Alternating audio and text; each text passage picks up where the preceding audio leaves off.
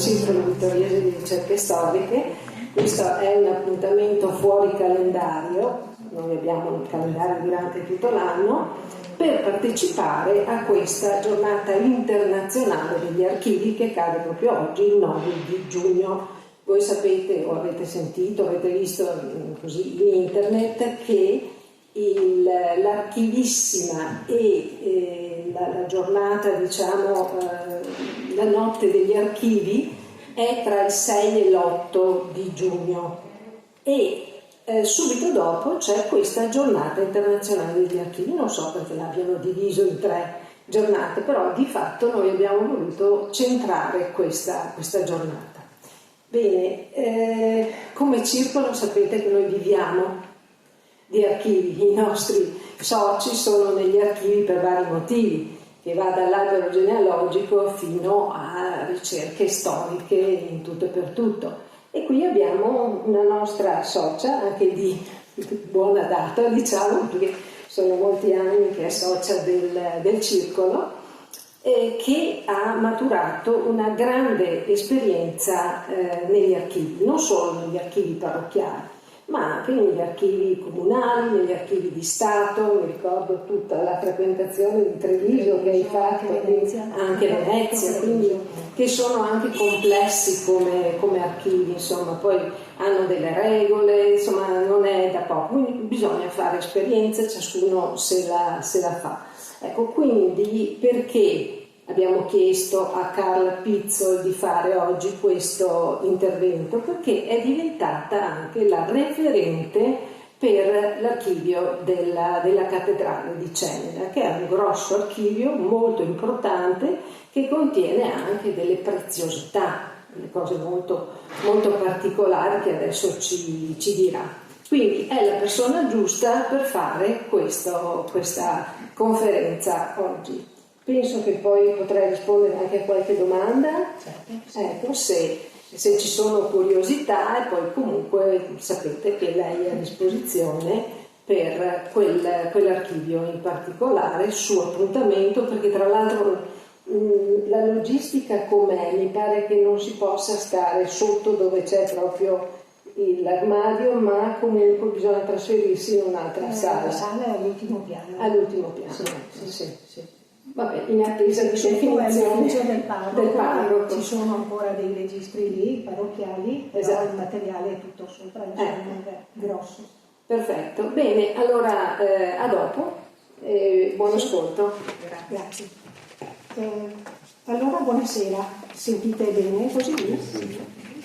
Oggi, allora, come già è stato detto, il 9 giugno è la giornata internazionale degli archivi, che ha lo scopo di sensibilizzare l'opinione pubblica sul ruolo che hanno appunto gli archivi nella conservazione della memoria collettiva, in quanto essi sono strumenti che aiutano a preservare l'identità culturale dei popoli.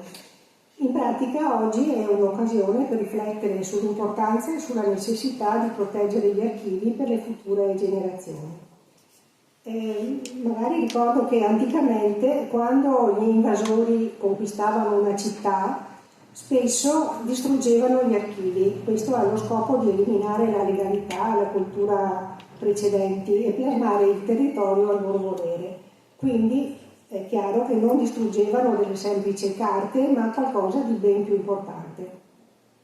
Allora, gli obiettivi principali di questa giornata sono promuovere la consapevolezza sul ruolo degli archivi nella tutela della memoria storica, incoraggiare l'accesso alle informazioni archivistiche, sensibilizzare istituzioni e cittadini sulla necessità di preservare documenti di valore storico.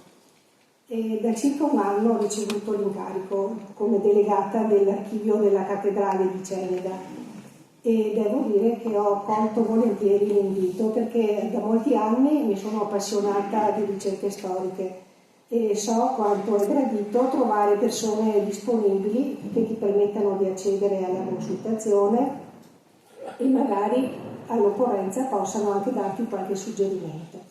Quindi io ora cerco di fare la mia parte mettendomi al servizio di quanti vogliono usufruire di questo archivio. E la sala, questa è la sala. si trova all'ultimo piano dietro alla cattedrale, sopra l'ufficio del parroco. E che cosa vi è conservato? Allora, ci sono i registri civili che qui si possono vedere, gli atti, si vede bene, spero, gli atti di nascita, di matrimonio e di morte che vanno dal 1815 fino al 1890 circa. Ci sono anche gli indici e anche le pubblicazioni dei matrimoni, quindi è abbastanza valido come i registri civili, insomma, sono importanti. Poi abbiamo 13 scatole di anagrafe parrocchiale ordinate alfabeticamente, che sono però della fine dell'Ottocento. Quindi molti chiedono se c'è lo stato delle anime, e quello non c'è, però per quel periodo questo ha una funzione analoga. Scusate. Poi abbiamo il materiale della fabbriceria della cattedrale, però è ottocentesco, e vari registri della confraternita del Santissimo Sacramento. E poi abbiamo 126 buste di materiale vario che sono conservate appunto dentro questo armadio, e sono per la maggior parte ottocentesco, anche del Novecento e qualcosa anche prima. Il tutto è stato catalogato da Monsignor Basilio Sartori. Sono dei grossi libroni. Queste buste contengono molti fascicoli, per esempio la busta 1 sono atti anteriori al 1852, ci sono vari fascicoli, in questo caso per anno, e c'è di tutto dentro, bisogna saper cercare, insomma, ma c'è un po' di tutto. Naturalmente ci sono i registri canonici, che però sono ancora conservati nell'ufficio del parroco al piano terra, e ci sono i battesimi, i matrimoni, i morti, cresime. I battesimi e i matrimoni cominciano dal 1561, in seguito alle disposizioni del Concilio di Trento, che impose l'obbligo dal 1563. Però va aggiunta un'ulteriore notizia. Abbiamo anche un registro molto antico di battesimi, che parte dal 1 ottobre 1501. È stato da poco restaurato. In questo periodo è in mostra da ieri nel seminario, in biblioteca del seminario. In pratica è il registro canonico più antico di tutta la diocesi e ovviamente è molto prezioso. È iniziato con il vescovo Francesco Brevio, continuato poi dai vescovi Grimani fino al 1525. E vediamo, ecco, quindi questo è il libretto, non è molto grande, però è molto affascinante, ecco. Penso che il motivo della sua esistenza, della sua creazione, sia lo scopo di tenere sotto controllo la popolazione. Lo stesso motivo che immagino abbia portato poi il governo austriaco a redigere i registri civili, dal momento che già esistevano quelli parrocchiali. Quindi penso che lo scopo sia stato quello. Allora vi si possono, ecco, questa è la prima pagina, vi si possono trovare preziose informazioni, c'è il nome del nato, del padre, ancora non ci sono tutti i cognomi, ce n'è qualcuno ma non è ancora consolidata la cosa, non si trova mai quello della madre, però c'è appunto da chi e quando fu battezzato e i nomi dei compadri, cioè dei padrini. Questa che è la prima pagina, come vedete, però è difficile da leggere, per cui io ho fatto uno zoom sulla parte centrale che è più visibile. Si riesce a vedere questo? Allora leggiamo: Maria Francesca, figlia Jacobi de Alteo, battizzata fuit die 27 Octobris, naturalmente nel 1501, e il compater fuit Franciscus de Roseo, e ego il presbitero Ioannes ha battezzato. Lucia, figlia Pauli di Colcurto, battizzata fuit die 13 Novembris, e il compatres fuerunt Ser Antonius Sarcinellus, Ser Valdessar di Laparnoi e Donna Libera Filomena. E quindi calcoliamo che questi fogli, queste scritte hanno 524 anni, cioè uno non ci pensa al momento, però ho fatto questo calcolo e diciamo che a me fa un certo effetto, è una cosa piacevole, insomma, beh. Ancora non so poi in seguito, perché sarà per tutto l'anno, mi pare di aver capito, in mostra. A dicembre. Ecco. E in seguito ancora non ho capito dove sarà poi in futuro, insomma, conservato, se nell'archivio della cattedrale verrà messo a disposizione solo il materiale digitalizzato o il libro in sé, perché un libro in realtà è molto prezioso anche per il costo che ha comportato la ristrutturazione, quindi è un libro prezioso, ribadiamo, ecco. E ugualmente di recente restauro c'è anche il primo registro delle Tresime, che parte dall'8 dicembre 1599. Allora era vescovo Leonardo Bucenigo. Arriva fino a qualche registrazione nel 1644 e attualmente lo stesso si trova in archivio diocesano. Allora penso che oggi il mio compito sia quello di stimolare la vostra curiosità, che poi è alla base di ogni ricerca, e quindi vi faccio vedere qualche foto dei registri parrocchiali più vecchi. Questo è il primo libro dei battezzati, 1561-1576.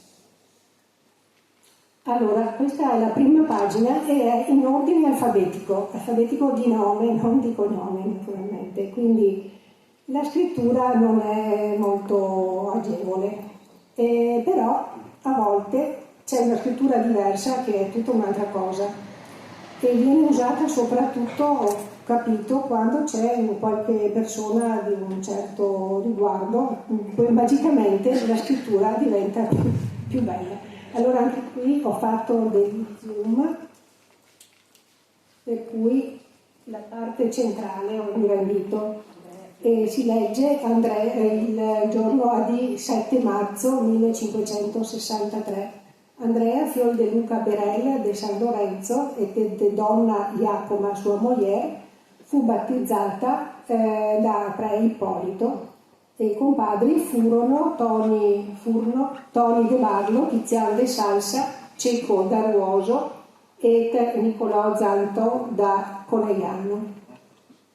E alla fine anche è un po' interessante l'ultima registrazione, Angelica, fiolla di Piero Fattorel, la madre Armilina, fu stata battezzata a 24 giugno 1563 e compadre Don Dalbò da Olarigo sotto Serravalle e Pre Ippolito battezzò. Pre Ippolito è Pre Ippolito Moscardino. Di 23 luglio 1559, quindi parte dal 1561, in realtà però vediamo che c'è una registrazione precedente del 1559 e è di Ginevra Margherita Raffaella, figlia dell'illustrissimo Domini Comitis, cioè il conte Geronimo della Torre, insomma, e battezzata fuit, dico mezzo, non seguo sempre il latino per comodità.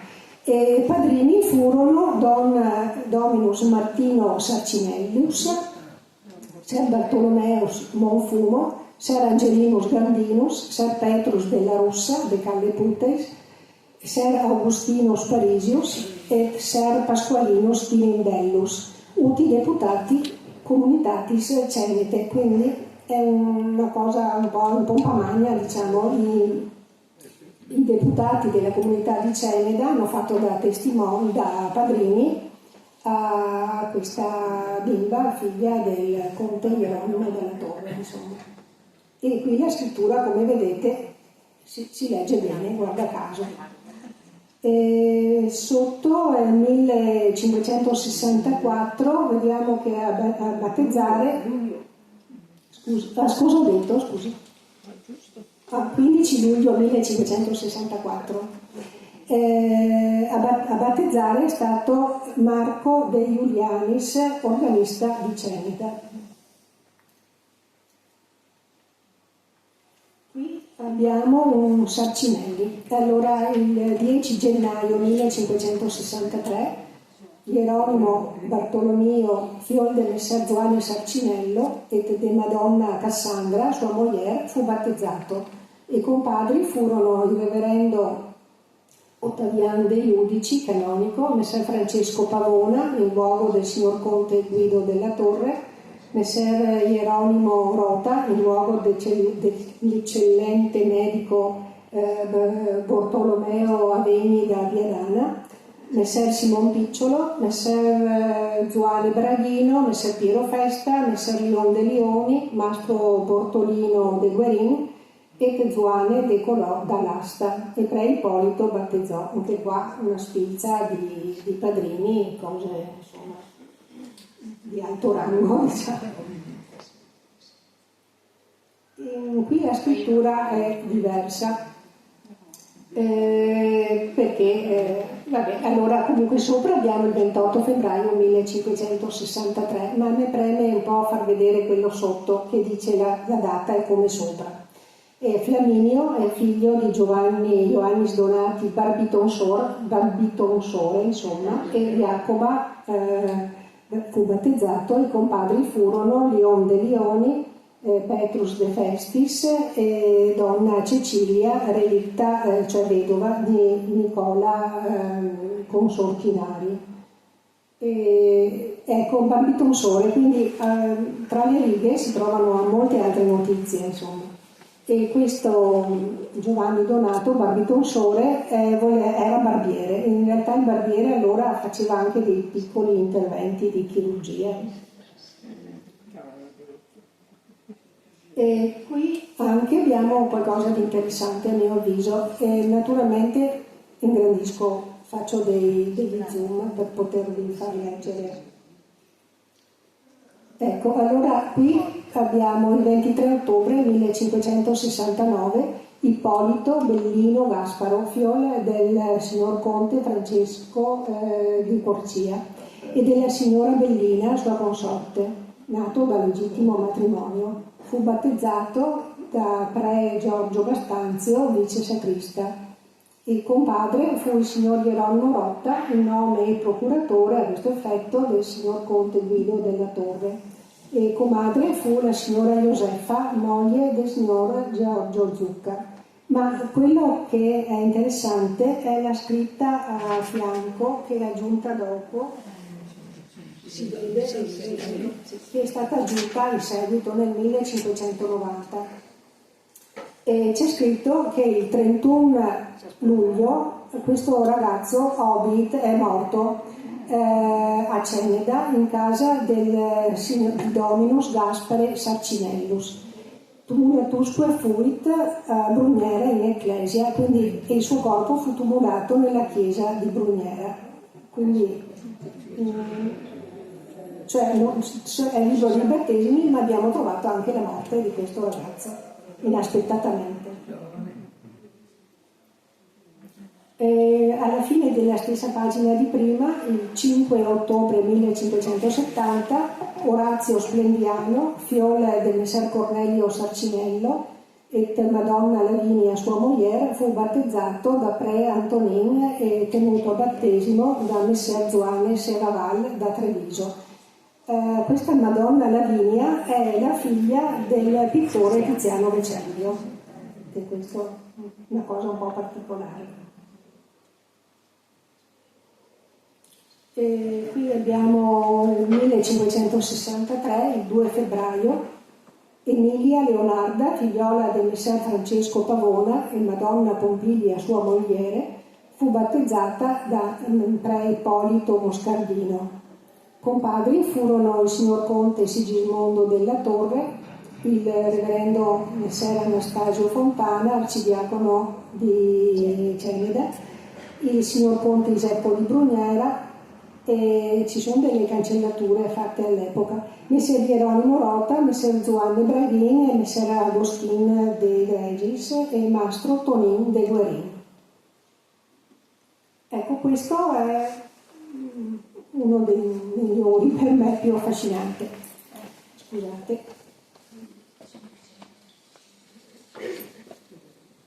24 maggio 1575 Mustafa Turco del Sangiacato della Bosnia, quindi della Bosnia, nato in uno loco detto Clissa, che sarebbe la fortezza di Clissa, pochi chilometri vicino a Spalato, preso sotto Zara dall'illustre e valoroso signor Conte Brandolino di Val di Mareno, condottiere dei cavalli leggeri dell'eccelso dominio veneto, fu battezzato solennemente nel Domo dal reverendo vescovo Michele della Torre, alla presenza di tutto il clero e dell'infinito popolo, e che gli fu posto nome Giovanni Battista, il quale era di età di anni 22 in circa, e fu tenuto a battesimo dall'illustre signor Conte Giulio, nipote del sopraddetto vescovo, e dall'illustre signor Francesco Maria, figliolo del sopraddetto condottiere. Quindi questo Turco è stato battezzato. Passiamo adesso ai matrimoni. Il primo, il più vecchio dei matrimoni, 1566-1589. E anche qui siamo per ordine alfabetico di nome. E anche qui ho fatto degli ingrandimenti.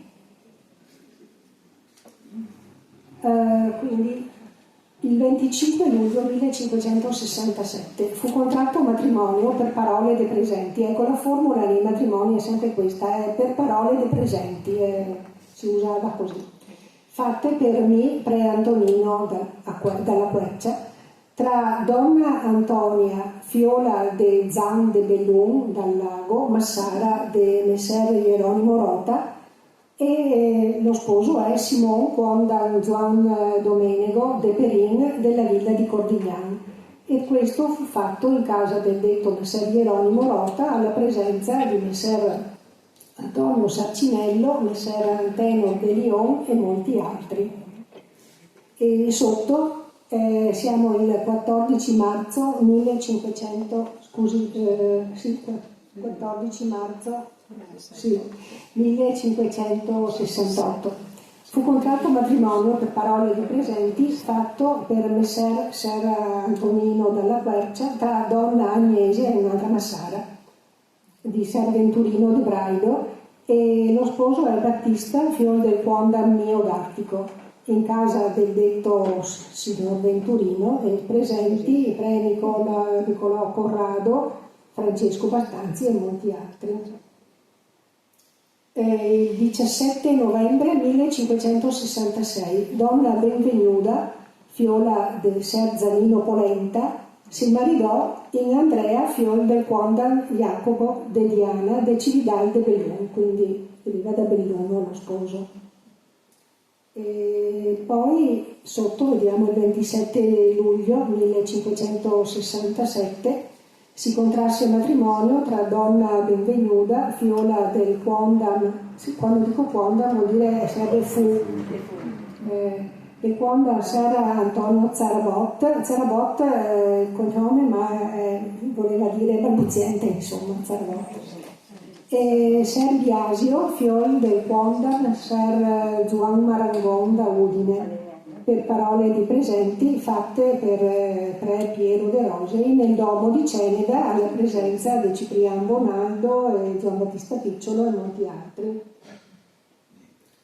E il 6 luglio 1658, perché no, aspettate, 1500, perché ogni volta faccio un po'... sì, 1568, ho detto giusto.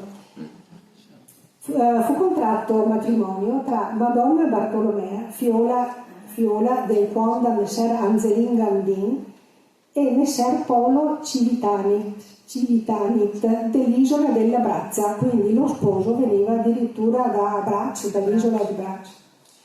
Però era abitante a San Cassan di Meschio.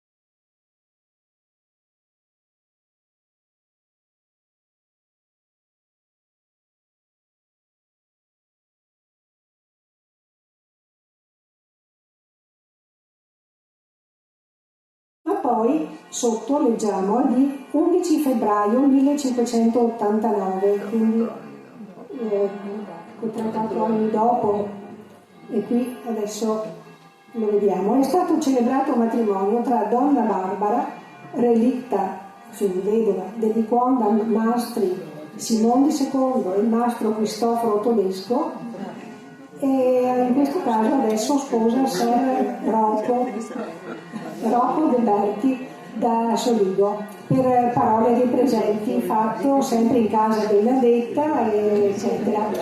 Quindi, ma poi non è finita, perché il 27 agosto 1589, quindi sarebbero 3 mesi dopo, in questo caso, è stato contratto un matrimonio tra donna Barbara, relitta del Viconda Mastri Simone II, mastro Cristoforo Todesco e Ser Rocco De Berti da Soligo, e ora lei sposa Luca, figliuolo del conte mastro Antonio De Luca, per parole dei presenti, fatta da, in questo caso, pre Giovanni Battista Eugenio, nella chiesa cattedrale. Ecco, magari in questo caso, forse, invece che in casa sua, forse si deve aver portato più fortuna a sposarsi.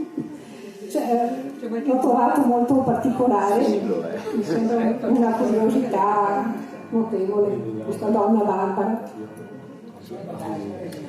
L'1 di maggio 1570 invece fu contratto matrimonio tra Madonna Isabella Moscardina e l'eccellente dottor Messer Giuseppo Bartolini da Sacille, per parole dei presenti, fatte per il reverendo Messer Marco, sopraddetto perché era di Moscardino, in casa di Monsignor Giulio Moscardino, alla presenza di una moltitudine grande sì da Sacille come di Ceneda.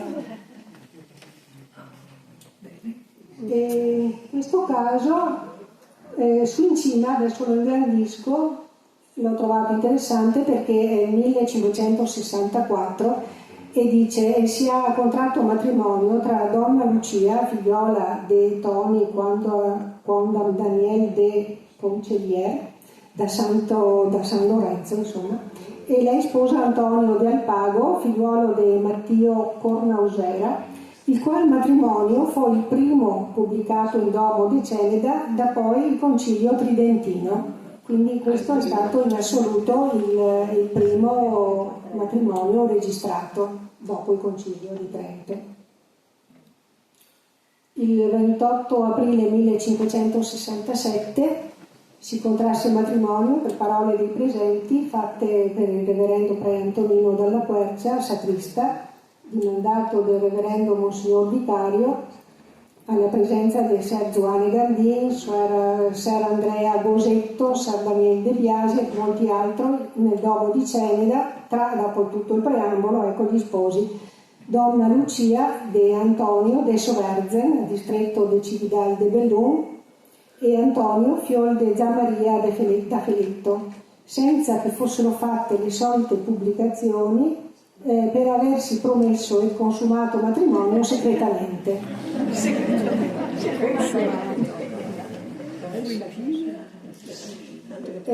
Questo invece l'ho trovato interessante perché parla di Carpesica. Allora, il 3 luglio 1569 si contrasse il matrimonio per parole dei presenti tra donna Lucia Quondam Donna de Rusalem, anche questo sarebbero i Rosolem, insomma adesso esistono i Rosolem, da Carpesica, da una, e lo sposo è Mattio, fiol de Sebastian de Juan Andrea, Ezian di Quelloco, quindi anche lui era di Carpesica, alla presenza di Antonio e Nadal, fratelli degli Simani di Carpesica, e molti altri. Fu celebrato nella chiesa di San Daniele del detto loco di Carpesica, fatte le parole concernite al prefatto sacro matrimonio da pre Antonio Bonaldo. In questo caso il 5 settembre 1574 mi ha colpito il mestiere dello sposo. Ecco. Fu contratto matrimonio tra donna Zuana, fiola del Quondam Ser Bernardin Solimano, e Mastro Nicolò da Trento Calderaro, per parole dei presenti, fatto dal reverendo pre-vettore Calderacque alla presenza di molti altri nel Duomo di Celida. Anche qui si parla del lavoro, della professione, insomma, dello sposo.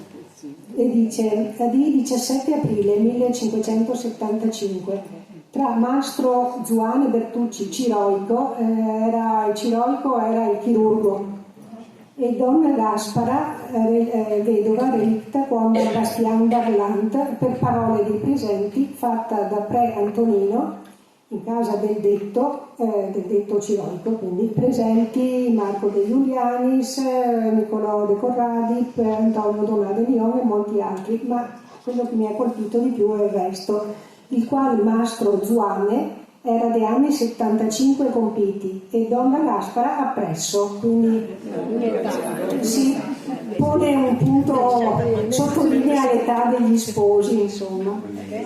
E questo ancora di più succede in questo prossimo matrimonio. Dice che di 13 maggio 1576 tra Mastro Alessandro Rodiano Trigamo, giovane dei anni 78, e donna Andriola Perucchina, donzella dei anni 45, e dice al manco per parole dei presenti. Allora abbiamo detto che la formula è per parole dei presenti, ma qui al manco per parole dei presenti, mi sembra una sorta di ironia, insomma.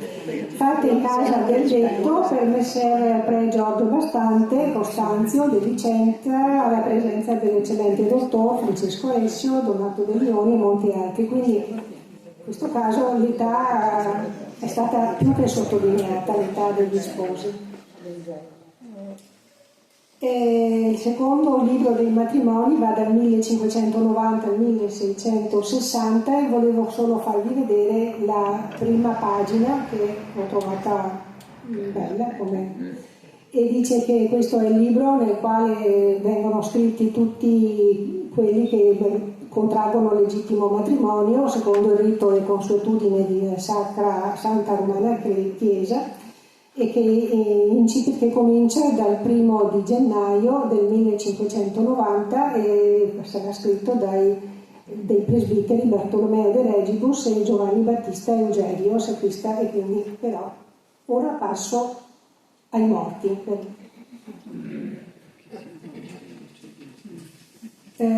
Morti 1, 1592-1625. Quindi questo parte un po' dopo rispetto agli altri.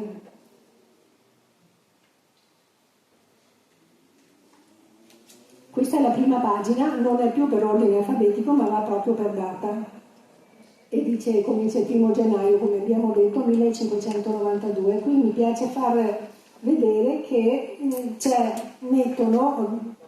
genere comunque i morti sono semplicemente delle semplici annotazioni, si dice chi è morto, quando, il luogo della sepoltura, a parte qualche caso che dopo vi farò vedere. Ma qui mi piace vedere che mette Mercore, Zioba, Mercore, sabato, cioè dice che giorno della settimana era in dialetto. Quindi. Allora, il primo, la data qui è stata, non si vede perché era nel resto del foglio, ma è il 3 agosto 1594 e dice allora nonna. Lucia di Michel Giacomaz fu assalita dal lupo appresso mezzo la strada della Rizzera e mangiata tutte le parti del corpo da mezzo in giù, il che fu cosa spaventevole e di compassione a vederla. Fu sepolta nella cattedrale da me Giovanni Battista Eugenio la sera dopo il vespero. Quindi questa faccenda della ragazza mangiata dal lupo in via Rizzera è una cosa, vabbè. Invece qui abbiamo il secondo, Messer Alessandro Corrazzo. La data è il 21 gennaio 1596.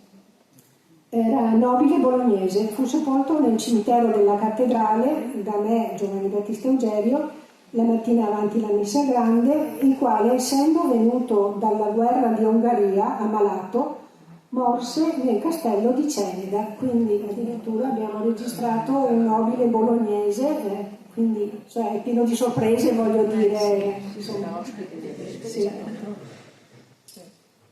Questo invece il 24 gennaio 1597, secondo. Bartolomeo, figliolo di Mattio Cozzolin, sta a San Moro, fu sepolto nel cimitero della cattedrale da me, Giovanni Battista Eugerio, la sera dopo il vespero, il quale, tagliando un olmo nella riva di Pasqualin di Col di Luna, verso monte, sotto la fornace, il giorno di Sant'Agnese, fu dal legno istesso datogli una percossa sopra il capo e lo friselò talmente che il cervello gli usciva dal capo, e vivette 3 giorni senza parlar mai né pigliar cibo alcuno, cuius anima in pace depiesca.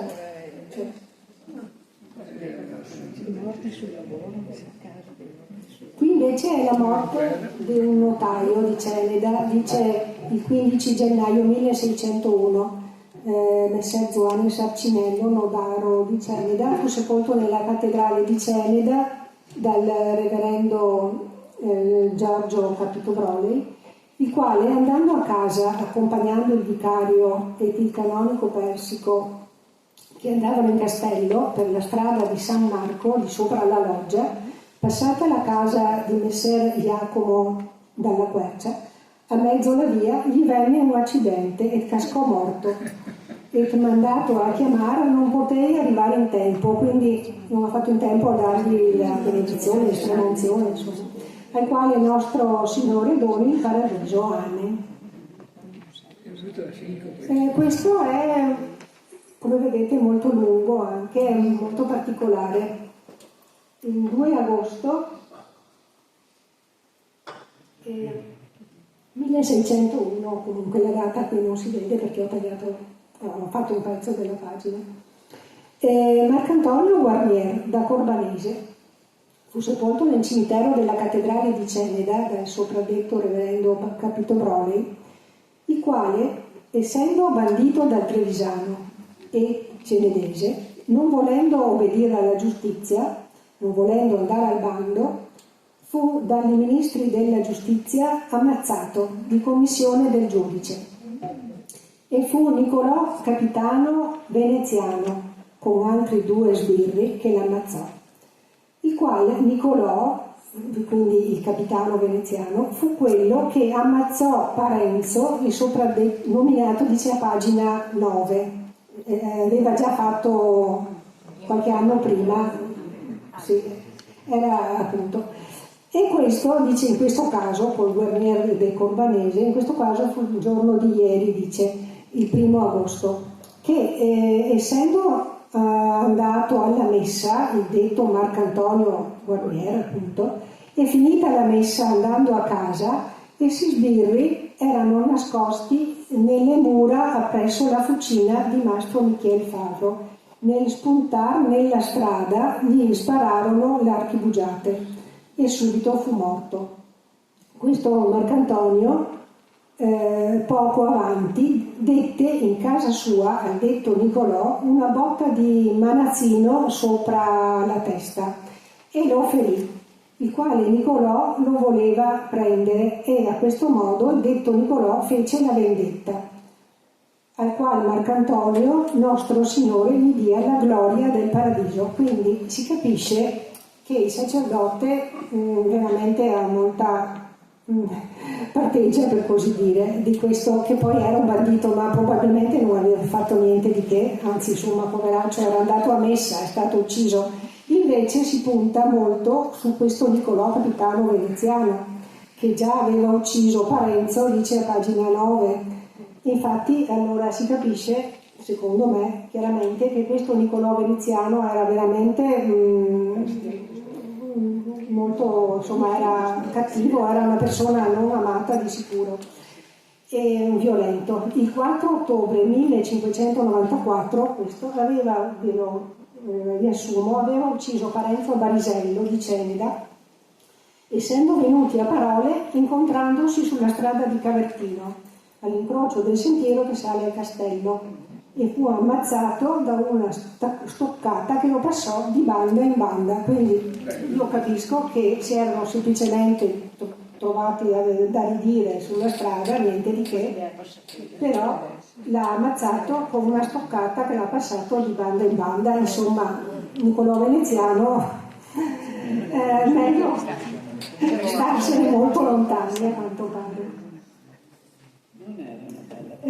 Qui invece abbiamo due cose. Allora, il 19 è detto che poi era, siamo nel 1609, perché qui è stato tagliato appunto, il 19 maggio 1609 c'è Messer Odoardo Laurenti, fu sepolto nel cimitero di Sant'Andrea di Serravalle, essendo stato accompagnato il suo corpo dal reverendo Guerini ai confini della parrocchia. Anche questo qua, insomma, cioè, sono pochi passi per noi, ma c'erano due comuni diversi, erano due realtà diverse. Invece sotto, allora, l'ultimo detto, quindi era l'ultimo di maggio del 1609, Battista Berel da San Lorenzo, abita in Ceneda, è detto Mozzo, fu sepolto nel cimitero della cattedrale da me Giovanni Battista Eugenio, sacrista, curato, il quale Battista si ammazzò cascando da un moraro nell'orto di Messer Crescenzio Filomena, assumendo foglia per i cavalieri, e cascò sopra pietre e si fracassò il capo.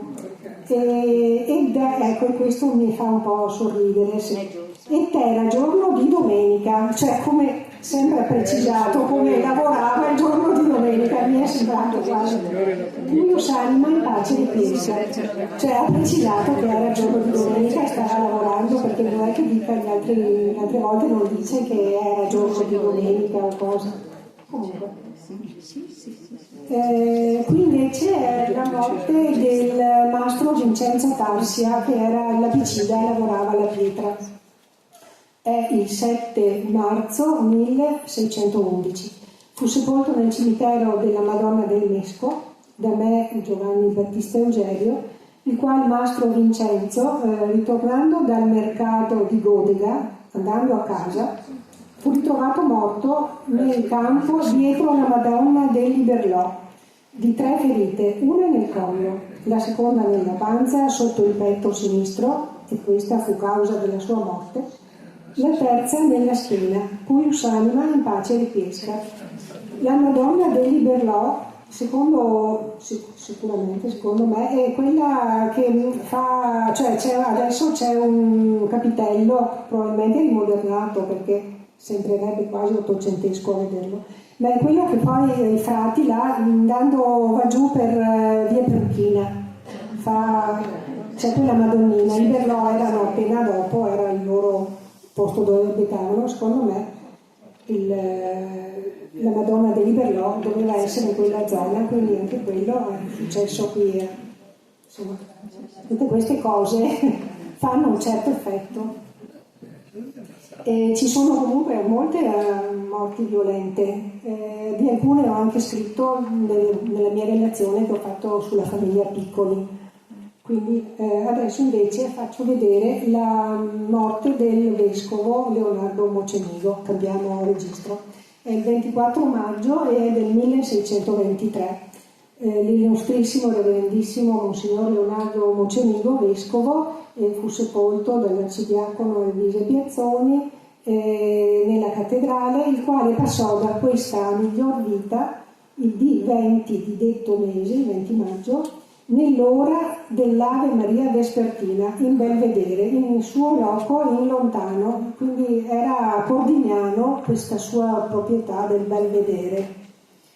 E un'altra cosa che voglio far notare è che qualcuno, non si sa chi, quando, a matita, per fortuna, siccome non si leggeva molto bene, ha scritto nell'ora dell'Ave Maria Vespertina. È stato, si vede? Sì. Vabbè. quindi cosa che adesso guai a chi si sognerebbe di correggere, di scrivere qualcosa. Vabbè. Ora parlo invece dei registri civili, che non sono in realtà dei doppioni, perché sono molto più dettagliati. Erano sempre scritti dal parroco, che aveva preso, cioè era stato obbligato dagli austriaci, però venivano usati dei registri, come vedete, specifici, c'erano tante notizie in più da scrivere, e per cui questa è la prima pagina dei nati. Si vede che è la data della nascita, la data del battesimo, il sesso, il nome, se era maschio scriveva da una parte, se era femmina dall'altra, se era legittimo, nome, cognome, domicilio della madre, nome, cognome, domicilio del padre, quando si sono coniugati, il matrimonio quando è stato, che religione, che condizione sociale, il nome dei padrini, dei testimoni e anche annotazioni. Quindi ci dà tante notizie, e questo per chi fa ricerche è importante. Questo invece è il primo libro dei morti, e questo qua che incomincia dal 1 gennaio 1816 e termina il 13 agosto 1821. A me ha fatto molta impressione, perché notare come nel 1816 c'era molta fame e miseria. Infatti ci fu questo famoso terribile biennio 1816-17, durante il quale, per piogge continue, freddo intenso, ci fu la rovina dei raccolti, quindi c'era carestia e fame. Pare che la causa sia da attribuire all'esplosione di un vulcano in Indonesia, che coprì l'atmosfera di cenere e che ha ridotto la luce del sole e ha avuto conseguenze anche qui da noi. E infatti ho fatto qualche pezzetto di tanti neonati sono morti nel 1816, e come causa della morte conseguenza della miseria e fame dei genitori. Anche questo invece, queste persone di una certa età, ma è morto dopo lunga infermità e miseria e fame. Questa è morta di vecchiaia e fame, cioè la fame si vede continuamente nel 1816. Questa anche tra le annotazioni dice: il 7 marzo 1816 una donna, di cui si ignora il cognome ed il nome, parve dell'età di anni 65 circa, comparsa in questa città in stato misero e prossima al morire. Del fatto fu dal parroco Don Giuseppe Sasso alle ore 12 meridiano, fu fatta portare al comune Pio Ospitale. 2 ore dopo finì di vivere, e prima ha dato conto all'uffizio di sanità da cui fu visitata. Ecco perché c'era per i morti, era l'obbligo c'era un ufficiale sanitario che visitava e dava la sua diagnosi, la causa della morte veniva segnata bene, e fu sepolta nel cimitero della Beata Vergine del Meschio. E quindi questa faccenda della fame a me ha fatto un po' di impressione, insomma. Poi è anche interessante invece assistere alla fine del regno asburgico, il passaggio da Ceneda a Vittorio, e questo è il libro che appunto dice, è tutto pasticciata la copertina, come vedete, Regno Lombardo-Veneto, nel comune di Ceneda, ma poi sopra c'è scritto in piccolo anche Vittorio, si riesce un po' a leggere. Vittorio, e dice, vabbè, questo è l'atti di nascita del 1866, 67 e 68. E poi è interessante appunto, ecco sì, passaggio da Ceneda a Vittorio, si vede perché è successo questo. Diciamo che una notizia che ho trovato tra le famose buste di cui vi parlavo, che in cattedrale la sera del sabato 6 ottobre 1866 si cantò il Te Deum, detto anche inno ambrosiano, per festeggiare la pace conclusa tra Italia e Austria, naturalmente alla presenza del vescovo. E quindi da novembre 1866 poi il Veneto entra a far parte del Regno d'Italia, e esattamente il 22 novembre 1866 Vittorio Emanuele II firmò il decreto che sancì legalmente la nascita della città di Vittorio. E qui dico che si può vedere che nel registro, questo è dei nati, siamo all'inizio del 1867, a pagina 35 vedete c'è il comune di Ceneda, non so se si riesce a vedere? Sì, c'è. Pagina 35 il comune è di Ceneda, mentre a pagina 36 c'è il comune di Vittorio. Quindi da una pagina all'altra possiamo toccare con mano questa nuova realtà. Sfogliando i vari, mi sto andando verso la conclusione, sfogliando vari registri emergono comunque delle storie affascinanti d'amore tra i soldati dell'esercito asburgico e giovani donne di Ceneda. Per esempio abbiamo la storia, ho preso, di Zerp e Mander. Allora, Giovanni Battista Zerp, dico Zerp perché scrivono con la S, ma a volte hanno anche messo la Z, quindi presumo che fosse proprio Zerp il suono. 27 anni, era nato vicino a Praga, in Boemia, e è soldato nella banda militare del reggimento Barone Mamula di guarnigione a Ceneda.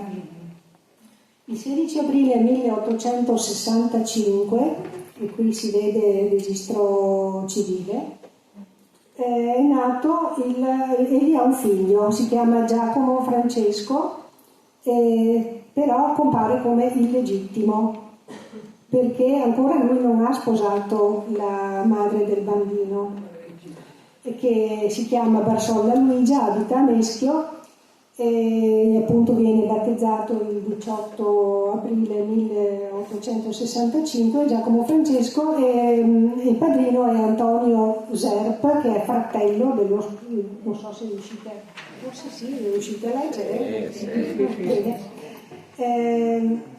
Il padrino appunto è il fratello del padre, anche lui è soldato, è Antonio Zerp. E poi testimone è anche un altro soldato boemo che si chiama Giuseppe Kiner. Comunque Giovanni Battista Zerp, davanti ai due testimoni, si impegna a sposare la donna appena ottenuto il permesso dal barone Mamula, e infatti i due si sposano il 4 ottobre nella chiesa di Meschio, e qui se leggete c'è scritto tutto questo, tutte note sotto, e questo è il matrimonio, infatti, che quindi il 4 ottobre, quindi qua ci dice che c'è anche la firma dello sposo, Giovanni Battista Zerp, eccolo qua.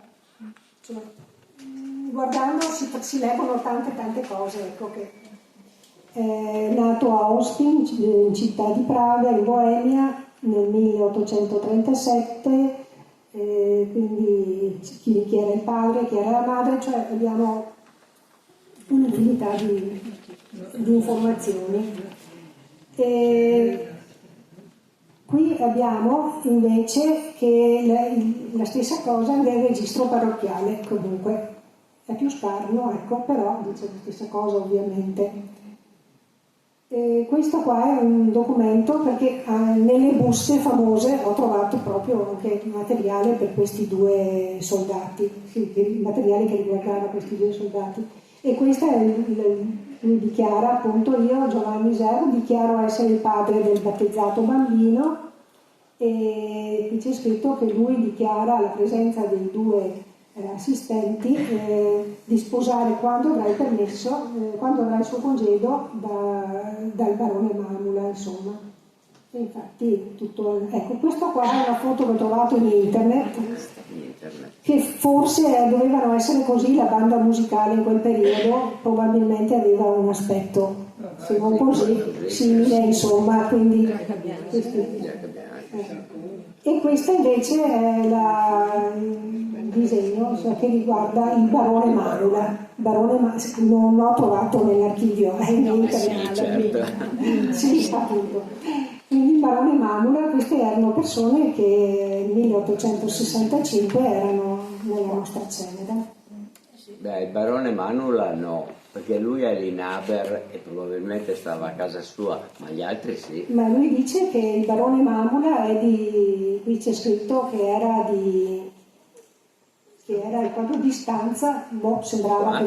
Sì, può darsi, ma di solito quelli sono Inaber, sono i proprietari del reggimento, prende il nome del proprietario. Del sì. reggimento. Però potrebbe essere...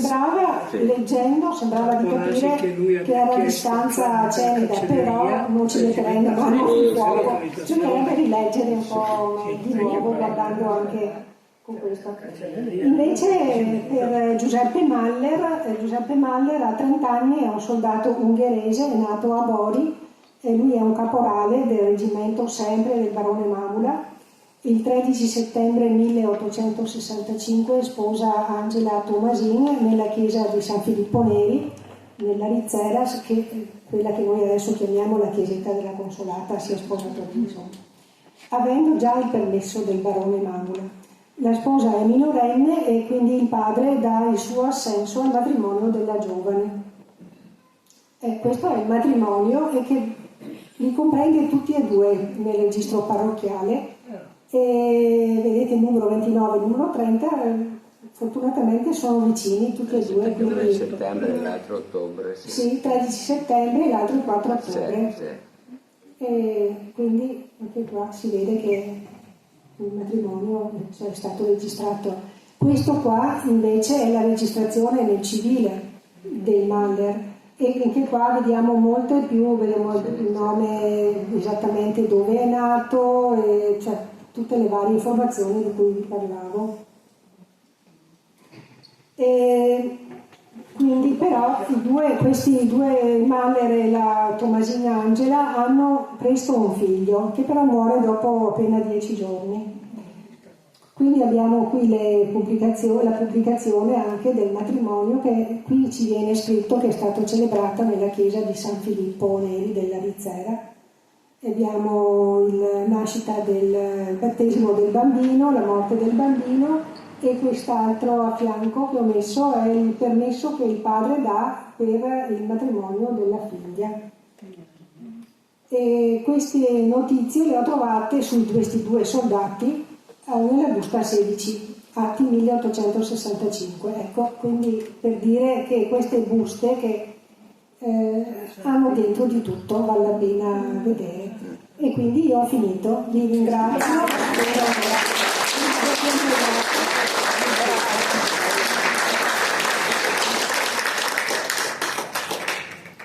Vediamo se ci sono domande per la nostra... se qualcuno ha curiosità. Beh, intanto ricordo che quel registro del 500, dei nati del 500 che avete visto in apertura è visibile proprio, lo potete toccare con mano, con cautela, vero? Ma comunque si può vedere. Meglio ancora. Presso la biblioteca del seminario. A questo proposito, è una questione generale, no? Perché questi sono un patrimonio impagabile. Non solo, ma è molto democratico anche, perché ci sono i nobili, ma anche i poveri contadini. Certo. E quindi qui chiunque trova un sacco di informazioni su sé e sulla sua famiglia, indipendentemente dal centro. Certo.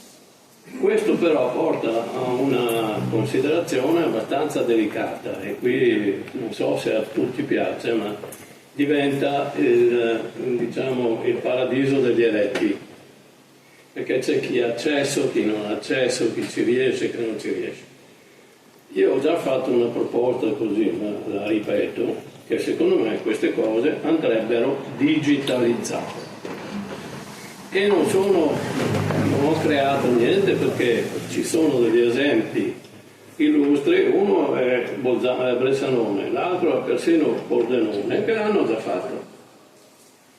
Quindi, sinceramente, fare un'attività di raccolta fondi, perché capisco che il povero vescovo non ha i soldi, ma un movimento di cittadini che vogliono aiutare queste cose potrebbe quantomeno tirare su una buona parte dei fondi per poter fare un lavoro grossolano o perfetto, dipende dai soldi.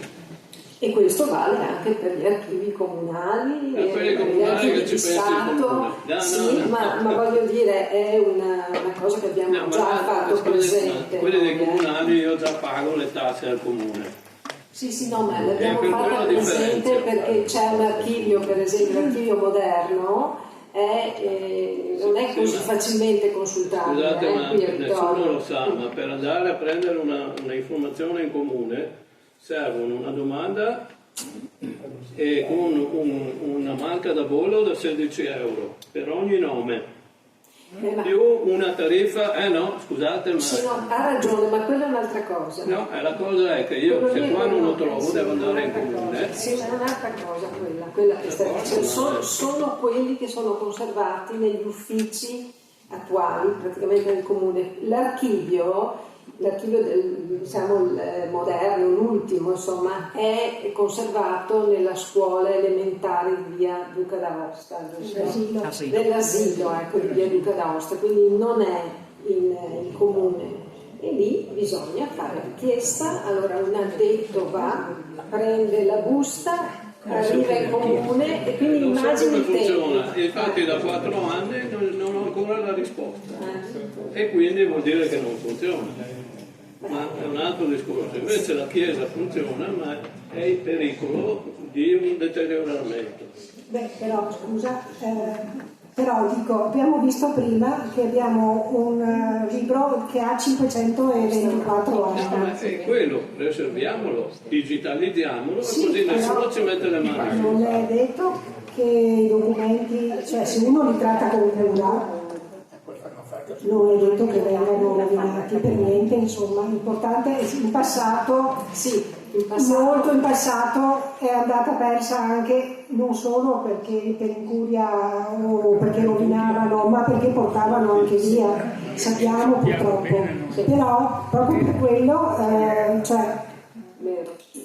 adesso io sono delegata, tu hai detto che è una questione che i ricchi, che i poveri, no, assolutamente no, cioè chiaramente vengono, viene chi vuole, è gratis naturalmente, sì, questo non faccio differenze e sono lì per controllare che tutto il materiale venga trattato con... Quindi... Non ho detto che i poveri sono discriminati, dico che hanno le stesse possibilità di tutti. Sì, l'unica cosa che io sto dicendo è che essendoci difficoltà di consultazione, insomma, io se qualcuno mi chiede, non parlo della cattedrale, ma parlo di altre realtà convicine. In generale diciamo che una questione, non dico diocesana, ma quantomeno cittadina, potrebbe aiutare.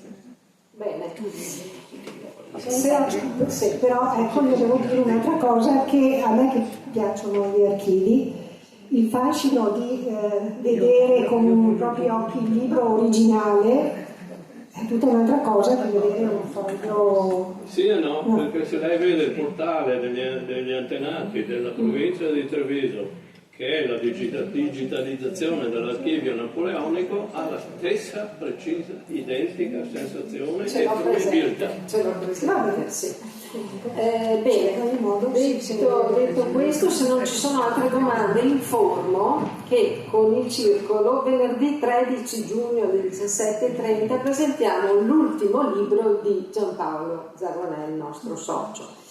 2 geni veneziani, Da Ponte e Casanova nell'Europa del Settecento. Sarà presente anche, proprio per presentare questo libro, il professor Trampus di Ca' Foscari, insieme naturalmente all'autore. Giampaolo Zagonelli. Ecco. Speriamo di poter fare anche, sì, sempre qui a In che orario? 17:30. Sì. Ecco. Speriamo di poter continuare anche gli anni prossimi con questa iniziativa di appunto, diciamo sulla giornata internazionale degli archivi. Ecco. Grazie a tutti. Grazie.